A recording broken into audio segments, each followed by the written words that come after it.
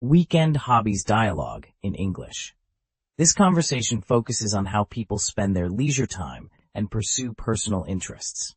What are you planning to do this weekend? I'm thinking of finally starting that photography project I've been putting off. Photography sounds exciting. What kind of project? I was just going to binge watch Netflix again, honestly. I want to capture the changing seasons in my neighborhood.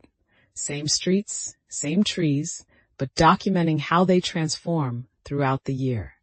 That's such a creative idea. Do you have professional camera equipment?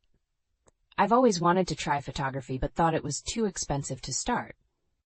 Actually, I started with just my smartphone last year. The best camera is the one you have with you, as they say. Really? I never thought phone cameras could produce good results. What got you interested in photography in the first place? My grandmother used to keep photo albums of family trips. When she passed away, looking through those albums made me realize how precious those captured moments are. That's beautiful and meaningful. I can see why it inspired you. Do you develop the photos yourself or keep them digital? Both, actually. I keep digital copies backed up in the cloud, but there's something special about holding a physical print. The texture, the weight. I miss that feeling. Everything is just files on our phones now. How do you decide which moments are worth photographing? At first, I took pictures of everything, food, sunsets, random objects. Now I try to capture genuine emotions or interesting light and shadows. Light and shadows.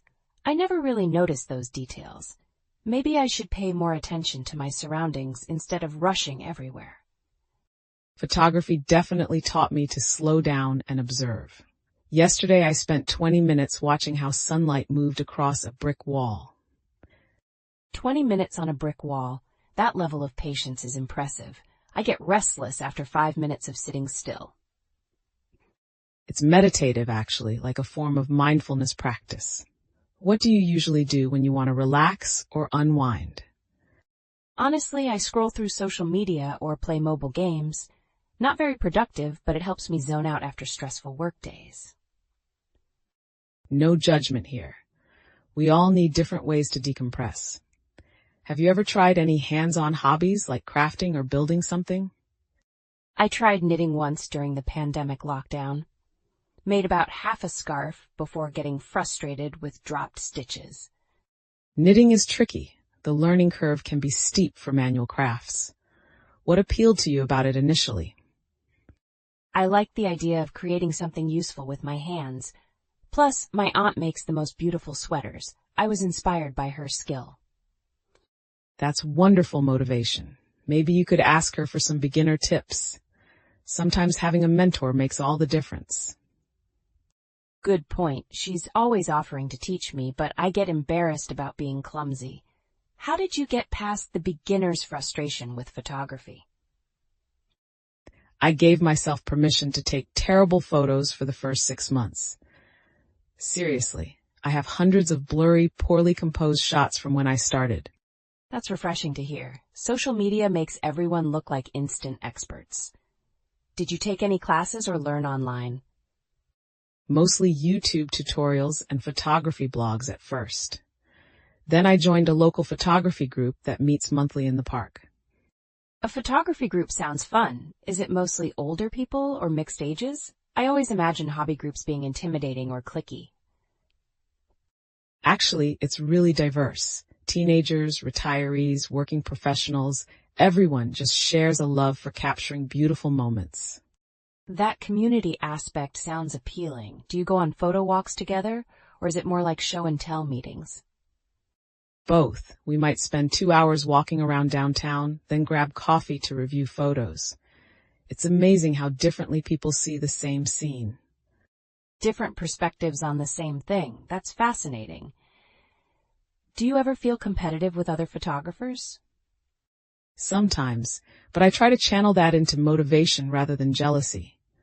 When I see an amazing shot, I ask myself, what technique can I learn from this? That's a healthy mindset. I tend to get discouraged when I see others' skills. Maybe I'm approaching hobbies with the wrong attitude. What if you thought of hobbies as play rather than performance? Like when we were kids and drew pictures just because it was fun. Play, not performance. I like that distinction. Kids don't worry about being good enough. They just enjoy the process. Exactly. And they're not afraid to experiment or make mistakes. What did you love doing as a child that you might want to revisit? I used to love building with Legos for hours, creating little worlds and stories around the characters I built. Legos are amazing for creativity. They still make sets for adults now. Have you seen those architectural series or the detailed movie sets? I've seen them in stores but assumed they were too expensive or childish. Maybe I've been too quick to dismiss things as not for adults. Adult Lego enthusiasts call themselves AFOLs, adult fans of Lego. There's a whole community of people who build incredible sculptures and displays. AFOLs. That's adorable. I had no idea there was a community around it. Do you think it's important to have hobbies that aren't screen-based? I think balance is key. Digital hobbies can be just as fulfilling, but there's something satisfying about creating tangible things you can touch. True. Even my phone games don't give me that sense of accomplishment. How much time do you typically spend on photography each week? It varies. Some weeks just an hour of editing, other weeks I'll spend Saturday morning on a photo expedition. The beauty is that it fits around my schedule rather than controlling it. That flexibility sounds perfect. I always think hobbies require huge time commitments. What's been your most rewarding photography experience so far? Last month I captured my neighbor's daughter taking her first steps in their garden. Her parents were so grateful. It became a treasured family memory. That's incredibly meaningful. You preserved a milestone moment. It must feel good to know your hobby brings joy to others too. Absolutely. Photography taught me that art doesn't have to be selfish. Sometimes the best shots are the ones you give away. What a beautiful way to think about creativity. Maybe I should consider how my potential hobbies could connect me with others. Community often develops naturally around shared interests. Even if you start solo, you'll likely find others who share your passion. This conversation has really inspired me to try something new. Maybe I'll start with something simple this weekend instead of just watching TV. That's exciting. What's calling to you right now? Remember, it doesn't have to be perfect or permanent, just playful. Maybe I'll dig out those Legos from my parents' attic, or try taking some photos with my phone during a neighborhood walk. Both sound wonderful. The important thing is taking that first small step. Will you let me know how it goes? Definitely.